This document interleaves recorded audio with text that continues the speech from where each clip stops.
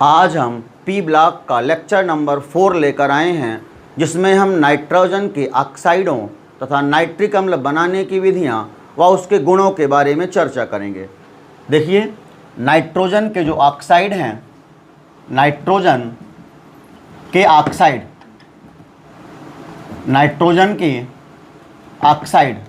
Nitrogen के ऑक्साइडों की संख्या मुख्य रूप से 6 नाइट्रोजन के ऑक्साइड हैं, जिनको हम क्रमशः देखते हैं एक चार्ट के द्वारा।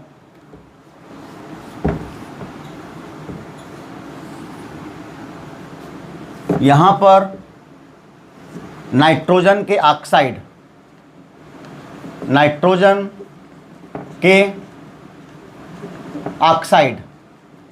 नाइट्रोजन के ऑक्साइड हैं। ये अनुनादी संरचनाएं और ये आकृति।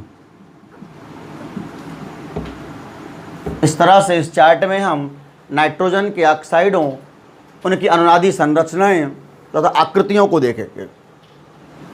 नाइट्रोजन का जो पहला ऑक्साइड है वो है नाइट्रस ऑक्साइड, N2O। एक ऑक्साइड है N2O। इसकी अनुनादी संरचनाएं हैं N double bond N double bond O। ये पहली अनुनादी संरचना है जिसमें इस नाइट्रोजन पर प्लस चार्ज, इस पर माइनस चार्ज होता है। इसकी दूसरी अनुनादी संरचना है N triple bond N single bond O, जहाँ इस पर पॉजिटिव चार्ज होता है, इस ऑक्सीजन पर नेगेटिव चार्ज होता है। आकृति, इसकी आकृति रेखीय होती है। N बॉन्ड O, और यहाँ पर नाइट्रोजन के बीच की बॉन्ड लेंथ 113 पिकोमीटर होती है। N बॉन्ड O, यहाँ पर ये दूरी 113 पिकोमीटर होती है, और NO की बंध लंबाई जो है ये 119 पिकोमीटर होती है। इसका ध्यान रखेंगे, इसकी आकृति रेखीय होती है। जो N2O है, N2O की आकृति रेखीय होती है। जो उसका दूसरा ऑक्साइड है, ये पहला ऑक्साइड हो गया। नाइट्रोजन का दूसरा ऑक्साइड जो है ये होता है NO। NO की दो अनुनादी संरचनाएं हैं N डबल बॉन्ड O। एक स्ट्रक्चर में यहाँ पर पॉजिटिव, ऑक्सीजन पर नेगेटिव, दूसरे स्ट्रक्चर में इस नाइट्रोजन पर नेगेटिव और इस ऑक्सीजन पर पॉजिटिव। ये नाइट्रिक ऑक्साइड की अनुनादी संरचनाएं हैं। ये जो है, तो यहाँ पर N बॉन्ड O, यहाँ पर N बॉन्ड O की बॉन्ड लेंथ 115 पिकोमीटर होती है, और ये ठोस द्विमर या ठोस द्विमर के रूप में पाया जाता है। यदि हम तीसरे ऑक्साइड की बात करें तो ये होता है N2O3। N2O3 में ध्यान से देखेंगे, ये नाइट्रोजन है, इसका स्ट्रक्चर N2 हो गया, N2O3 double bond O single bond O single bond O। यहाँ पर N2O3 में N की बंध लंबाई 186 पिकोमीटर होती है। इसके अलावा ये बंध लंबाई 114 पिकोमीटर होती है। यहाँ पर ये बंध लंबाई 121 पिकोमीटर होती है। 121 पिकोमीटर होती है। ये तो खैर उस वहाँ की बात है, सॉरी। एक अनुनादी संरचना है। यहाँ पर देखेंगे आप, इन नाइट्रोजन परमाणुओं पर एक एक धनावेश होता है, इन ऑक्सीजन पर नेगेटिव चार्ज होते हैं। इसकी दूसरी अनुनादी संरचना है N double bond O single bond O NO। ये इसकी दो अनुनादी संरचनाएं हैं। यहाँ पर भी पॉजिटिव चार्ज, यहाँ पर भी पॉजिटिव चार्ज। क्रमशः इस ऑक्सीजन पर नेगेटिव चार्ज, इस ऑक्सीजन पर नेगेटिव चार्ज। इसको ठीक से लिखे देते हैं। दूसरी अनुनादी संरचना है N बॉन्ड N। यहाँ पर इसमें double bond O, single bond O, single bond O। यहाँ पे दोनों में नेगेटिव चार्ज रहता है, इन नाइट्रोजनों पर पॉजिटिव चार्ज होता है। तो ये जो है N2O3 नाइट्रोजन ट्राई ऑक्साइड की अनुनादी संरचनाएं हैं। यदि हम इसकी आकृति की बात करें तो इसकी आकृति N bond N, bond O, bond O, bond O। ये NN बंध की दूरी 186 पिकोमीटर होती है। ये NO बंध की दूरी 121 पिकोमीटर होती है। ये NO बंध की दूरी 114 पिकोमीटर होती है। इसका ध्यान रखेंगे। और इसकी जो आकृति है समतलीय होती है। ये आकृति समतलीय प्लानर होती है। इसके अलावा अब हम देखते हैं नाइट्रोजन टेट्रा ऑक्साइड को, N2O4 को। N2O4 की भी दो अनुनादी संरचनाएं हैं, N bond N, double bond O, double bond O, bond O, bond O। इन नाइट्रोजनों पे पॉजिटिव चार्ज, यहाँ नेगेटिव चार्ज। अब इसके दो स्ट्रक्चर हैं, N bond N, double bond O, double bond O, bond O, bond O। इन दोनों में negative charge, इन नाइट्रोजनों पे positive charge. ये जो है N2O4 की अनुनादी संरचनाएं हैं। अब इसकी आकृति भी, इसकी भी आकृति समतलीय होती है। N bond N, bond O, bond O, bond O, bond O।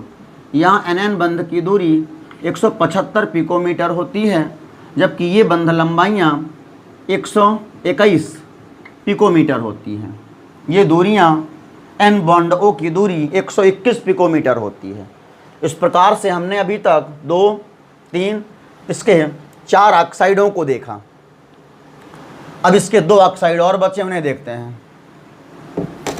इन्हें कॉपी में कर लेंगे। इसके बाद अगला ऑक्साइड, नाइट्रोजन का अगला ऑक्साइड है, यानी 5वां ऑक्साइड है NO2। NO2, यदि हम NO2 की बात करें तो ये भी समतलीय होता है। इसकी भी आकृति समतलीय या प्लानर होती है। इसके बाद NO2 की आकृति के बारे में हम देखें, ये कोणीय आकृति का होता है। इसकी भी 2 अनुनादी संरचनाएं होती हैं। इसके भी 2 रेजोनेंस स्ट्रक्चर होते हैं, N double bond O, N single bond O। यहाँ पर नेगेटिव चार्ज होता है, एक N में पॉजिटिव चार्ज होता है। N single bond O, double bond O, positive charge, negative charge. इस तरह से इसके अनुनादी संरचनाएं हैं। इसके यदि हम आकृति की बात करें तो N bond O, bond O, और ये दूरी इसमें 120 पिकोमीटर की होती है। 120 पिकोमीटर की होती है। इस प्रकार से NO2 के बाद 5 ऑक्साइडों के बाद जो 6वां ऑक्साइड है, इसकी आकृति कोणीय होती है। ये जो आकृति है ये कोणीय होती है। इसके बाद अगला जो है ऑक्साइड नाइट्रोजन का, वो होता है N2O5, नाइट्रोजन पेंटाऑक्साइड। हम इसको देखते हैं, N bond O, bond N, double bond O, double bond O, single bond O, single bond O। ये नाइट्रोजन पेंटाऑक्साइड है। यहाँ पर देखेंगे इन ऑक्सीजनों पे नेगेटिव चार्ज होता है और इस नाइट्रोजन पर पॉजिटिव चार्ज होता है। इसका एक और स्ट्रक्चर है, इसके 2 रेजोनेंस स्ट्रक्चर हैं, N O N,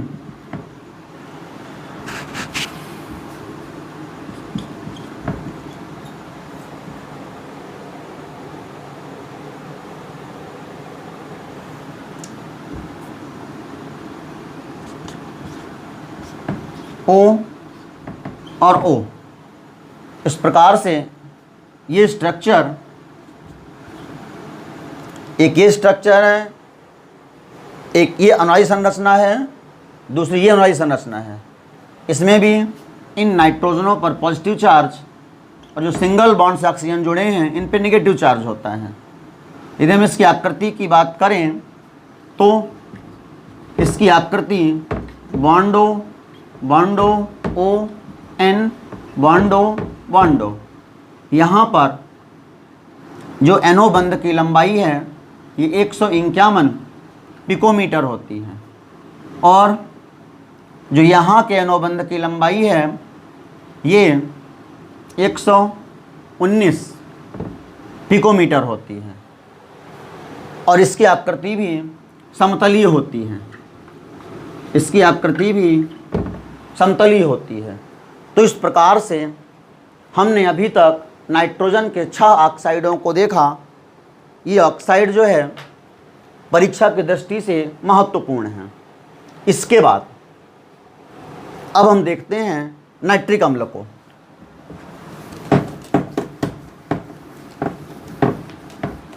इन्हें कॉपी में कर लेंगे। नाइट्रिक अम्ल,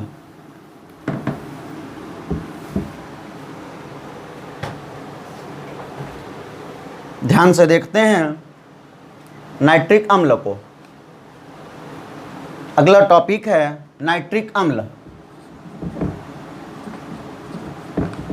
नाइट्रिक अम्ल HNO3, इसका सूत्र होता है, ये नाइट्रोजन का एक यौगिक है नाइट्रिक अम्ल, इसका सूत्र होता है HNO3।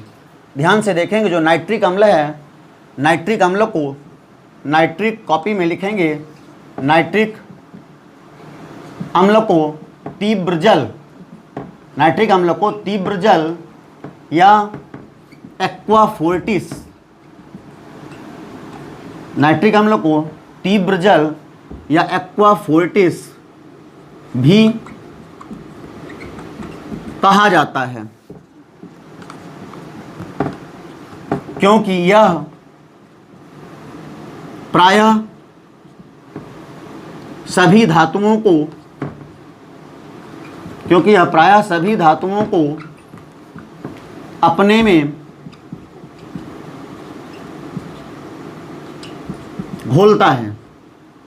केवल उत्कृष्ट धातुओं ऑरम व प्लैटिनम, यदि ऑरम व प्लैटिनम को छोड़ दिया जाए, प्रायः सभी धातुओं, कोष्टक में कर सकते हैं ऑरम व प्लैटिनम को छोड़कर, ऑरम व प्लैटिनम को छोड़कर यह प्रायः सभी धातुओं को अपने में घोलता है। नाइट्रिक अम्ल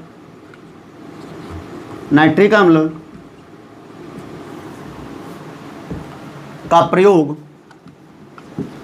नाइट्रिक अम्ल का प्रयोग आदिकाल से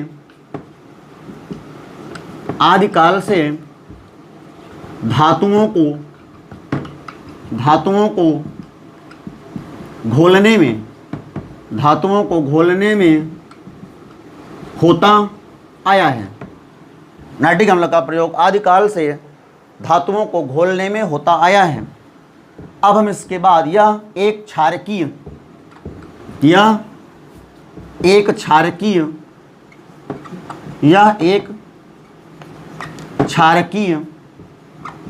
अम्ल होता है। देखिए इसके स्ट्रक्चर को हम देखते हैं कैसे एक क्षारकीय अम्ल होता है। नाइट्रिक अम्ल का स्ट्रक्चर इस प्रकार से होता है, N double bond O, single bond O और H, ये है नाइट्रिक अम्ल। अब यहाँ पर यदि हम देखें नाइट्रिक अम्ल के स्ट्रक्चर में, तो यहाँ भी सिंगल बॉन्ड रहेगा, ये है HNO3। ये नाइट्रिक अम्ल का स्ट्रक्चर है। इस नाइट्रिक अम्ल में यहाँ पर N और O के बंध की दूरी 140.6 पिकोमीटर होती है। NO बंध के बीच की दूरी 140.6 पिकोमीटर होती है। यहाँ पर हम देख रहे हैं कि इसमें एक OH समूह है। एक OH समूह होने के कारण ही यह एक क्षारकीय अम्ल होता है। तो इस प्रकार से ये नाइट्रिक अम्ल की मुख्य बात थी कि नाइट्रिक अम्ल को तीव्र जल भी कहते हैं, तीव्र जल या एक्वा फोर्टिस कहते हैं, क्योंकि यह जो है ऑरम व प्लेटिनम को छोड़ करके प्रायः सभी धातुओं को अपने में घोलता है। और नाइट्रिक अम्ल का प्रयोग धातुओं को घोलने के लिए आदि समय से ही होता आया है। यह जो है इसमें एक ओयत समूह होने के कारण यह जो है एक क्षारकीय अम्ल होता है। इसकी संरचना ये है, ये संरचना है। अब हम इसके बाद चर्चा करते हैं नाइट्रिक अम्ल को बनाने की विधियों के बारे में। हेडिंग डालते हैं नाइट्रिक अम्ल बनाने की विधियाँ।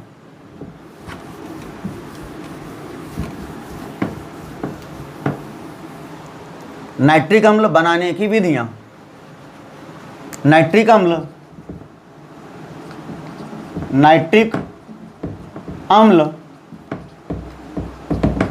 बनाने की विधियाँ। देखिए, नाइट्रिक अम्ल बनाने की जो पहली विधि है वो है प्रयोगशाला विधि। पहली विधि है प्रयोगशाला विधि। प्रयोगशाला विधि, प्रयोगशाला विधि में क्या होता है, सबसे पहले ग्लोबर ने प्रयोगशाला में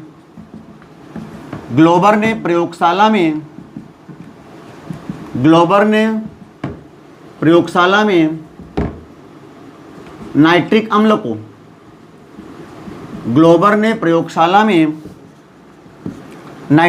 को पोटेशियम नाइट्रेट या सोडियम नाइट्रेट पर H2SO4 की क्रिया द्वारा प्राप्त किया था। इसे इन्होंने सोडियम नाइट्रेट या पोटेशियम नाइट्रेट पर H2SO4 की क्रिया द्वारा प्राप्त किया था। यहाँ पे लिख सकते हैं और सारा में नाइट्रिक अम्ल को सोडियम नाइट्रेट या पोटेशियम नाइट्रेट पर सांद्र H2SO4 की क्रिया द्वारा बनाया था। अब देखते हैं, ये अपना पोटेशियम नाइट्रेट है। इस पर जब इन्होंने सल्फ्यूरिक अम्ल की क्रिया कराई, एक H यहाँ से उठा लेंगे, HNO3 बन जाता था HNO3 जो नाइट्रिक अम्ल है। और दूसरा एक H बचा है KHSO4, ये पोटेशियम बाईसल्फेट या पोटेशियम हाइड्रोजन सल्फेट कहलाता है। प्रयोगशाला विधि के बाद दूसरी विधि है, मुख्य विधि है, इसे कॉपी में नोट करेंगे। दूसरी विधि है, परीक्षा में आती है, व्यापारिक विधि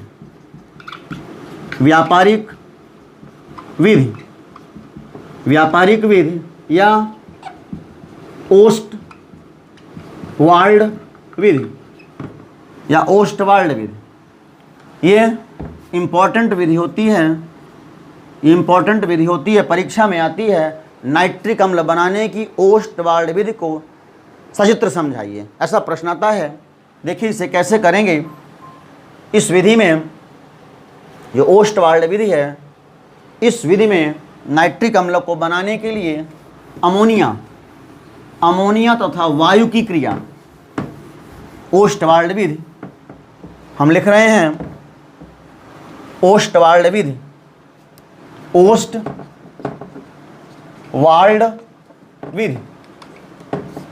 इस विधि में कॉपी में नोट करेंगे, इस विधि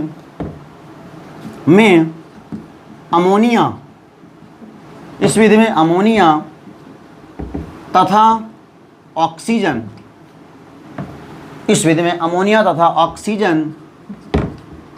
की क्रिया उत्प्रेरक प्लेटिनम व रीनियम आरी। इस विधि में अमोनिया तथा ऑक्सीजन की क्रिया उत्प्रेरक प्लेटिनम व रीनियम की उपस्थिति में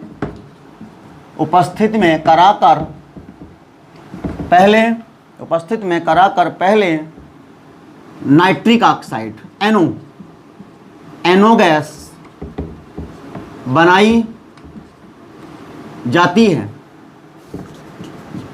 बाद में इसके ऑक्सीकरण से नाइट्रोजन डाइऑक्साइड NO2 गैस बनाई जाती है, जो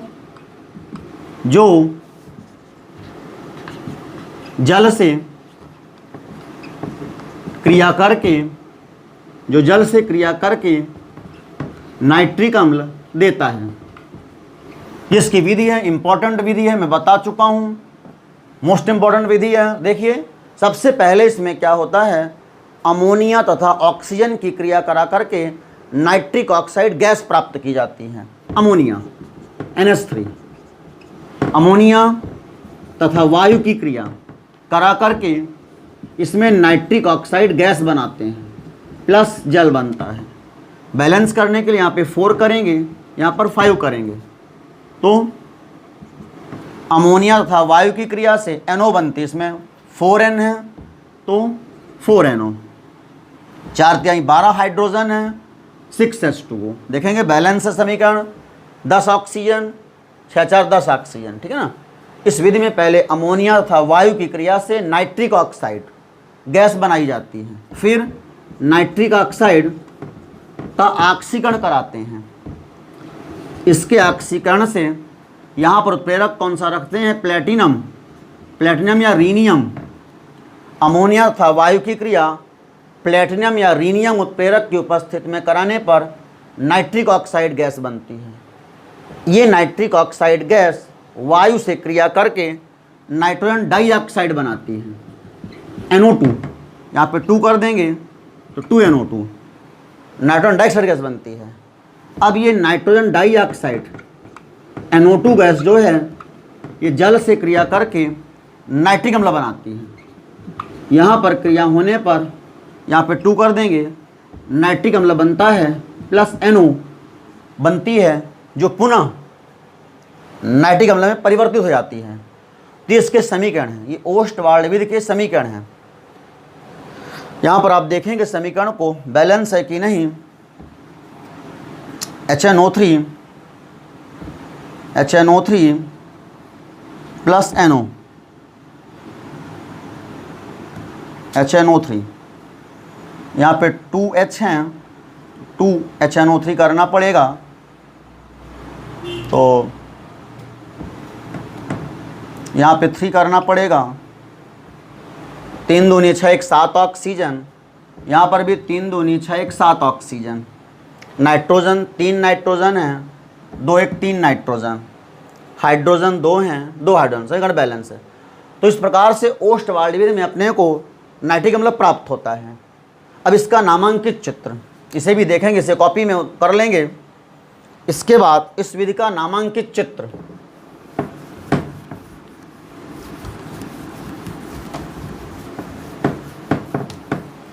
नामांकित चित्र ध्यान से देखेंगे। नामांकित चित्र देखिए, इसमें क्या होता है, जो अमोनिया तथा वायु का मिश्रण है, ये यहाँ से अमोनिया तथा वायु के मिश्रण को इस उपकरण में भेजा जाता है, जहाँ यहाँ मध्य में उत्प्रेरक के रूप में प्लेटिनम की गाज लगी होती है। यहाँ पर प्लेटिनम की छीलन लगी होती है। ये जो है प्लेटिनम की गाज है। यहाँ से अमोनिया तथा वायु के मिश्रण को भेजते हैं। जब ये प्लेटिनम के संपर्क में आता है, ये प्लेटिनम की गाज प्लेटिनम के संपर्क में आता है, तब कौन सी गैस बनती है, नाइट्रिक ऑक्साइड। तब यहाँ पर NO गैस बन जाती है। ये NO गैस बनती है। ये जो NO गैस है, इसे भेजते हैं ऑक्सीकरण कक्ष में। ये NO गैस को, ये ऑक्सीकरण कक्ष है। ये जो कक्ष है, ये है ऑक्सीकरण कक्ष। इस कक्ष में भेजते हैं, तब ये NO गैस NO2 में बदल जाती है। NO प्लस O2 से यहाँ पर NO2 बनता है। बैलेंस कर सकते हैं। 2NO प्लस O2 से 2NO2, ये ऑक्सीकरण कक्ष होता है। सबसे पहले अमोनिया तथा वायु के मिश्रण को प्लेटिनम की जाली में प्रवाहित करते हैं। जाली या गाज है। अमोनिया तथा वायु के मिश्रण को प्लेटिनम की जाली में प्रवाहित करते हैं, जिससे नाइट्रिक ऑक्साइड गैस बनती है NO, जिसे ऑक्सीकरण कक्ष में भेजते हैं, जहां नाइट्रोजन डाइऑक्साइड NO2 प्राप्त होती है। अब ये जो नाइट्रोजन डाइऑक्साइड गैस है, इसे भेजते हैं अवशोषक स्तंभ में। ये जो है तो ये अवशोषक स्तंभ है, इस में इसको भेजा जाता है।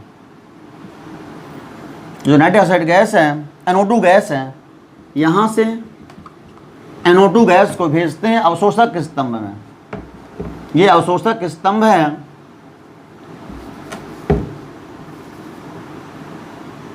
अवशोषक स्तंभ है, यहाँ भेजते हैं। यहाँ जो है तो ऊपर से जल गिरता रहता है। इस शोषक स्तंभ में, ये शोषक स्तंभ है,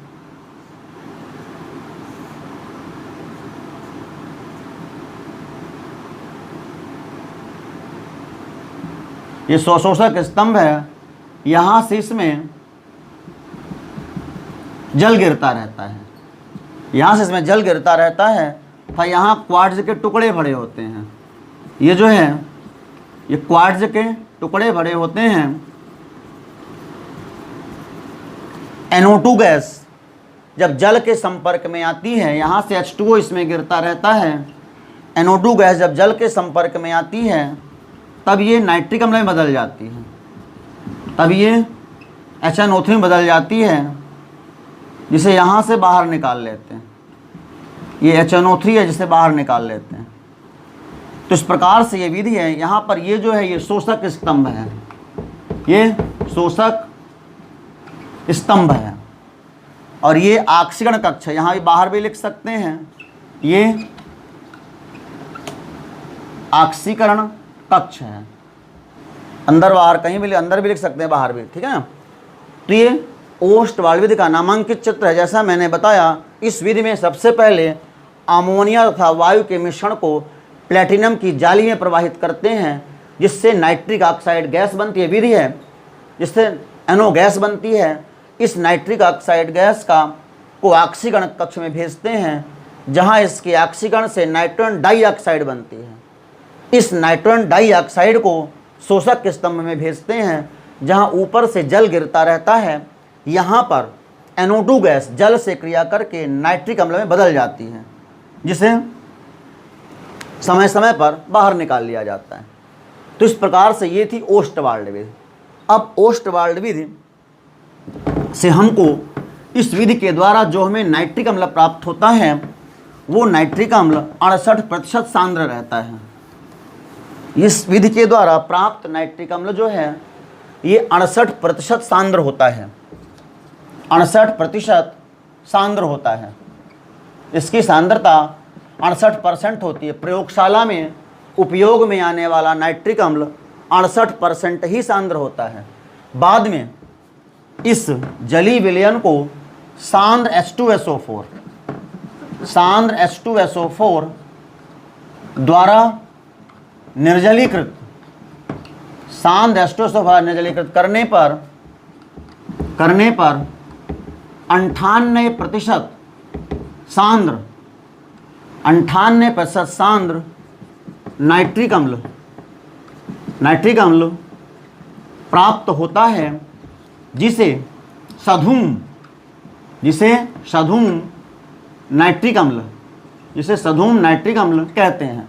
तो ध्यान रखेंगे, सधूम नाइट्रिक अम्ल क्या होता है। देखिए, जब हम H2SO4 के जब हम नाइट्रिक अम्ल के जलीय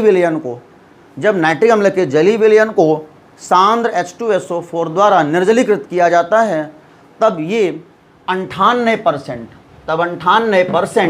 सांद्र HNO3 प्राप्त होता है, जिसे हम सधूम नाइट्रिक अम्ल कहते हैं। अब सधूम नाइट्रिक अम्ल के बाद अब है नाइट्रिक अम्ल के गुण। नाइट्रिक अम्ल के गुण। यदि हम गुणों की बात करें तो पहला है भौतिक गुण। भौतिक गुण देखिए, नाइट्रिक अम्ल जो एक प्रबल अम्ल होता है, यह त्वचा में गिरने पर फफोले उत्पन्न करता है तथा त्वचा का रंग पीला पड़ जाता है। दूसरा, इसका प्रयोग प्रयोगशाला अभिकर्मक के रूप में होता है, जिसमें 68% सांद्र सल्फ्यूरिक अम्ल होता है। तीसरा उपयोग आप कह सकते हैं कि जो ये नाइट्रिक अम्ल होता है, नाइट्रिक अम्ल ये सूर्य के प्रकाश की उपस्थिति में विघटित हो जाता है। ये भौतिक गुण थे। इसके बाद हम चर्चा करते हैं रासायनिक गुणों की। नाइट्रिक अम्ल के रासायनिक गुण। नाइट्रिक अम्ल के रासायनिक गुण। नाइट्रिक अम्ल के रासायनिक गुण देखिए, रासायनिक गुणों में इसके 3 प्रकार के रासायनिक गुण दर्शाता है। पहला है अम्ल के रूप में, पहला है अम्ल के रूप में। दूसरा है आक्सीकारक, आक्सीकारक के रूप में। तीसरा है नाइट्री कारक के रूप में। सबसे पहले हम देखते हैं अम्ल के रूप में। अम्ल के रूप में देखिए, जैसा मैंने बताया कि नाइट्रिक अम्ल एक प्रबल एक क्षारकीय अम्ल होता है। नाइट्रिक अम्ल एक प्रबल एक क्षारकीय अम्ल होता है तथा इसका जलीय विलयन निम्न प्रकार से आयनित होता है। नाइट्रिक अम्ल का जलीय विलयन अर्थात HNO3 + H2O ये निम्न प्रकार से आयनित होता है। इससे बनता है H3O पॉजिटिव, H3O पॉजिटिव बनता है और NO3 नेगेटिव बनता है। तो ये निम्न प्रकार से आयनित होता है तथा जो नाइट्रिक अम्ल है, नाइट्रिक अम्ल जो है ये हाइड्रोक्साइडों, हाइड्रोक्साइडों, ऑक्साइडों, कार्बोनेटों व बाइकार्बोनेटों, इसको ध्यान रखेंगे। नाइट्रिक अम्ल हाइड्रोक्साइडों, ऑक्साइडों, कार्बोनेटों, बाइकार्बोनेटों से क्रिया करके इसे नाइट्रेट में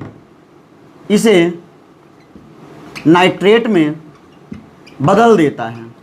इसे नाइट्रेट में बदल देता है।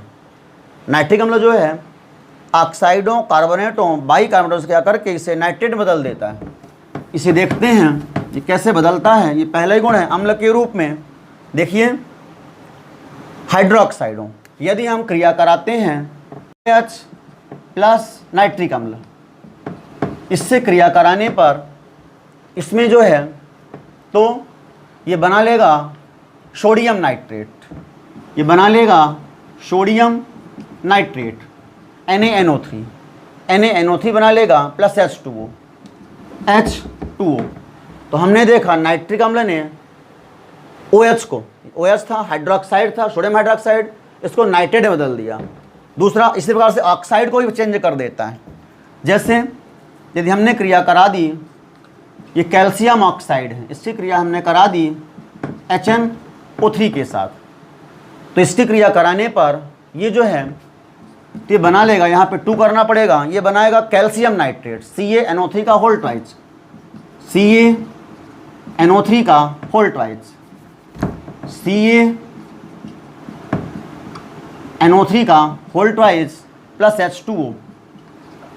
तो ये ऑक्साइड हाइड्रोक्साइड दो को कन्वर्ट कर दिया नाइट्रेट में। तीसरा कार्बोनेट, यदि हम कार्बोनेट की बात करें तो जैसे अपना सोडियम कार्बोनेट है Na2CO3, जब इसकी क्रिया कराते हैं HNO3 के साथ तो ये इसे सोडियम नाइट्रेट में बदल देता है। अर्थात यहाँ पर ये बना लेता है सोडियम नाइट्रेट NaNO3, 2 कर देंगे 2NaNO3 बना लेगा, 2NaNO3 बना लेगा प्लस CO2 प्लस H2O बना लेगा। इसी प्रकार से बाइकार्बोनेट, जैसे NaHCO3 है, NaHCO3 है, इसकी क्रिया भी यदि कराते हैं नाइट्रिक अम्ल के साथ तो इसे भी नाइट्रेट में बदल देता है। इसमें बनेगा सोडियम नाइट्रेट, NaNO3 बनेगा प्लस CO2 बनेगा प्लस H2O बनेगा। तो इस प्रकार से अम्ल के रूप में ये अम्ल होता है, अम्ल के रूप में इसका प्रयोग होता है। और ये जो है हाइड्रोक्साइडों, ऑक्साइडों, कार्बोनेटों, बाई कार्बोनेटों को उनके नाइट्रेट में बदल देता है। इसका ध्यान रखेंगे। दूसरा है, तो कॉपी में कर लेंगे, दूसरा है ऑक्सीकारक के रूप में, दूसरा है ऑक्सीकारक के रूप में, दूसरा है ऑक्सीकारक के रूप में। देखिए जो नाइट्रिक अम्ल है, नाइट्रिक अम्ल प्रबल ऑक्सीकारक होता है तथा यह ऑरम व प्लेटिनम को छोड़ करके अन्य धातुओं को अपने में घोल लेता है। देखेंगे जैसे कॉपर की क्रिया जब तनु नाइट्रिक अम्ल के साथ कराते हैं, कॉपर की क्रिया जब तनु नाइट्रिक अम्ल के साथ कराते हैं तब इसमें बनता है कॉपर नाइट्रेट, तब बनता है copper nitrate plus nitric oxide plus जल। इसे आप बैलेंस कर लेंगे। दूसरा, जब कॉपर की क्रिया कराते हैं, ये ऑक्सीकारक गुण है जिनमें हम देख रहे हैं कि ऑरम, प्लेटिनम के अलावा ये सारी धातुएं जो है नाइट्रिक अम्ल में घुल रही हैं। तो ये जब सांद्र नाइट्रिक अम्ल के साथ क्रिया करता है तब ये नाइट्रोजन डाइऑक्साइड बनाता है, CuNO3 का whole twice plus NO2 plus H2O। ये तो था कॉपर के साथ। ये किसके साथ था? कॉपर के साथ। कॉपर के साथ ये चीज़ें बनेगी। जिंक के साथ जब ये क्रिया जिंक के साथ आप कराते हैं तो जिंक प्लस HNO3 नाइट्रिक अम्ल तनु। जब आप जिंक की क्रिया तनु नाइट्रिक अम्ल के साथ कराते हैं तब इसमें बनता है जिंक नाइट्रेट, ZnNO3 का whole twice plus nitrous oxide N2O plus जल। जब आप जिंक की क्रिया कराते हैं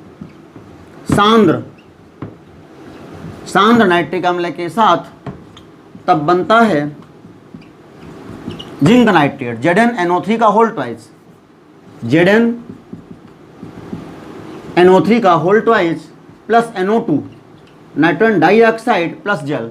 इसे आप बैलेंस कर लेंगे समीकरणों को। तो इस प्रकार से हमने देखा कि नाइट्रिक अम्ल एक प्रबल ऑक्सीकारक होता है तथा यह ऑरम, सिल्वर को छोड़ करके अन्य धातुओं को अपने में घोल लेता है। अब इसके बाद ऑक्सीकारक के रूप में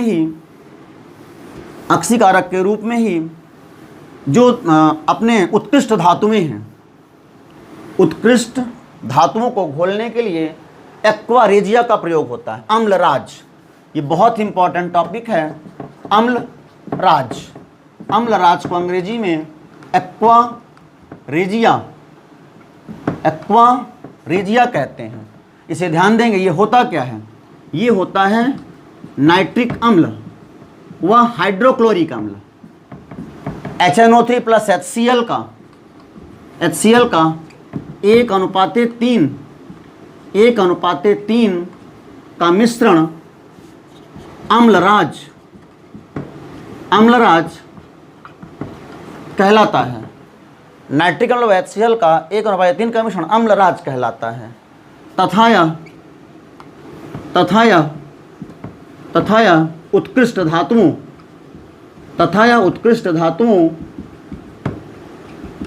ऑरम व प्लेटिनम को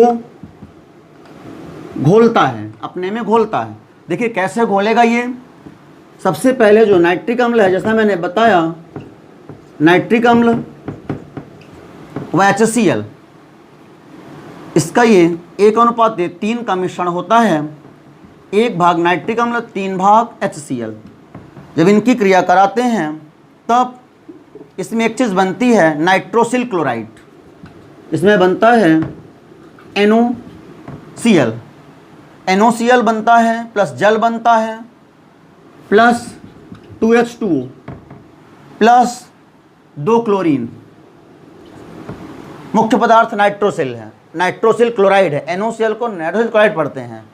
अब ये जो यही जो है तो इसमें जो ये क्लोरीन मुक्त हो रही है, ये क्लोरीन जो है आरम व प्लेटिनम के क्लोराइड बना करके और उसमें घुल जाता है, नाइट्रिक अम्ल में इनके क्लोराइड बनकर घुल जाते हैं। कहने का मतलब ये है कि जो नाइट्रिक अम्ल एक्वा रेजिया है, एक्वा रेजिया अम्ल राज जो है आरम व प्लेटिनम को उनके क्लोराइडों के रूप में घोल लेता है, उनके क्लोराइडों के रूप में घोलता है, ठीक है ना। सबसे पहले इनकी क्रिया से 1 भाग नाइट्रिक अम्ल व 3 भाग HCl अर्थात एक्वा रेजिया अम्लराज की क्रिया से बनता है नाइट्रोसिल क्लोराइड। इसे पढ़ते हैं नाइट्रोसिल क्लोराइड। ये है नाइट्रोसिल क्लोराइड वह क्लोरीन। बाद में जो आरम है वह क्रिया करता है इस 3Cl के साथ और बनाता है आरम क्लोराइड। इसी प्रकार से जो प्लेटिनम है वो क्रिया करता है 4Cl के साथ और बनता है PtCl4 प्लेटिनम टेट्राक्लोराइड। और इस प्रकार से ये नाइट्रिक अम्ल में घुल जाते हैं। ये क्वेश्चन आता है अम्लराज किस प्रकार से प्लेटिनम व आरम को घोलता है, तो आप बताएंगे अम्लराज आपस में क्रिया नाइट्रिक अम्ल व HCl क्रिया करके नाइट्रोसिल क्लोराइड बनाते हैं। वह ये आरम व प्लेटिनम इनके क्लोराइडों के रूप में अम्लराज में घुल जाते हैं, इनके क्लोराइड बना करके घुल जाते हैं। तो ये था एक्वा रेजिया के बारे में। इसके बाद अपना जो तीसरा उपयोग है नाइट्री कारक के रूप में। देखिए सांद्र HNO3 प्लस सांद्र H2SO4 का मिश्रण नाइट्रिकारी मिश्रण कहलाता है तथा यह TNB व TNT ट्राई नाइट्रोबेंजीन व ट्राई नाइट्रोटॉलुइन तथा TNB व TNT आदि विस्फोटक को बनाने में प्रयुक्त होता है। तो इस प्रकार से हमने देखा कि ये जो है नाइट्रिकारी मिश्रण भी होता है जो TNB TNT आदि विस्फोटक के निर्माण में प्रयुक्त होता है। तो इस प्रकार से इस वीडियो में हमने नाइट्रोजन के ऑक्साइडों व नाइट्रिक अम्ल बनाने की विधियों व गुणों के बारे में चर्चा की। धन्यवाद।